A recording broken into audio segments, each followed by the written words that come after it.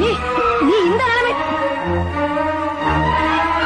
கூட பிறந்த தங்கச்சிங்கிறதுனால நீ வாய்க்கு வந்தபடி பேசுறதெல்லாம் நான் இவ்வளவு நேரம் பொறுத்துக்கிட்டு இருந்தேன். உமா எப்படிமா இவ்வளவு வஞ்சத்தை மனசுல மறைச்சு வச்சுக்கிட்டு இவ்வளவு நாளா நீ அண்ணன் அண்ணன் அவர்கிட்ட உன்னால எப்படிமா கொஞ்சிக்கிட்டு இருக்க முடியாது?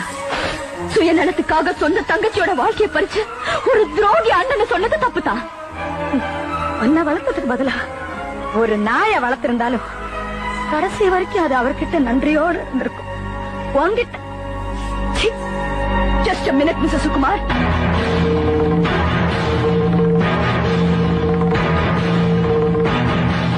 என் கணவர் இறந்த பிறகு நான் இந்த டிரெஸ் போடுறதில்லை என முடிவு செஞ்சிருந்தேன். ஆனா நான் மறுபடியும் கோர்ட்டுக்கு வரத்தான் போறேன். அந்த கொலைக்காரன கூண்டலை ஏற்றத்தான் போறேன். நான் படிச்ச சட்டத்துக்கு சக்தி இருந்தா, நான் வடிச்ச கண்ணீருக்கு மதிப்பு இருந்தா வழக்குல நான் தான் ஜெயிப்பேன். என் கணவனை கொன்ன உன் கணவன் கழுத்த தூக்கு கயிற மாட்ட வைக்கல. என் பேர் அட்வொகேட் உமா இல்ல. சர்வா நிறுத்திடி. நீ படிச்ச அதே சட்டம் தாண்டி நானும் படிச்சிருக்கிறேன். நீ வடிச்ச அதே கண்ணீர் தாண்டி நானும் அவரும் உன் கணவருக்கா வடிச்சிருக்கிறோம்.